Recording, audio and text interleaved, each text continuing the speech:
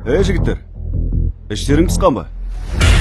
Бұл жолғы рейсіміз әдеттегіден қиынырақ болады. Бұл өміріміздегі ең үлкен, ең маңызды қадамымыз болмақ.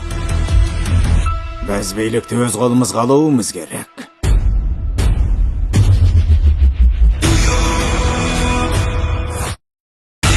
Бәрібір тоқтата алмаймыз, пайдасы жоқ. Алға! Алға!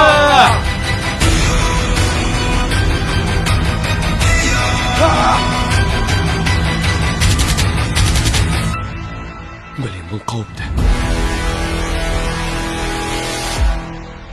Бірақ басқа шарамыз жоқ.